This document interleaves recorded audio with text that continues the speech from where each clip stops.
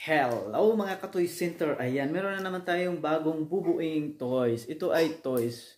Binili namin kanina. Ayan, ito maliliit lang ito. Pero itry natin buuin. Ayan. Okay, so let's start. Ayan. Hindi ko alam kung ano to. Sige, try natin. Kung yata to, this is a rabbit. Okay, so only 4 parts. Okay, ito siya. Ito siya. Tapos, ganito. Idikit muna to. Okay, yes. Nagdikit na siya. Ayan, nakita na yung face niya. Ayan, yan. Okay. And then, next one is, yung buntot niya. Kailangan ilagay. Paano to?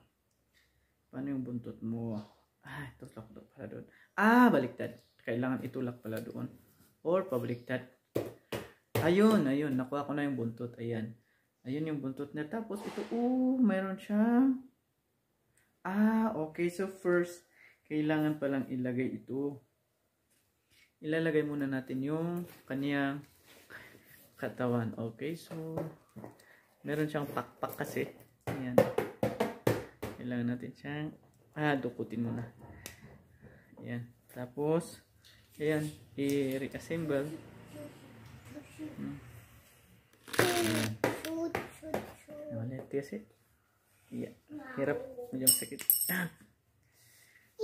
Ayun. So, kailangan natin ilagay ito muna dito pala. Yun. Okay. Ganun siya. Ayun pala. Tapos, ganun first. Tapos, ilagay natin to. Ayan. Okay. Ayun. Ang ganda. Yun. Ganda oh. Yun oh. Cute. Ang cute. Cute. Ang cute niya. Tapos, ilagay na natin to kaniyang buntot. Wow! What's this? What kind of toy is this? Kung alam nyo, i-comment nyo lang sa below. Okay? So, thank you for watching. Bye-bye! Bye-bye! Always remember to like and subscribe. Salamat po!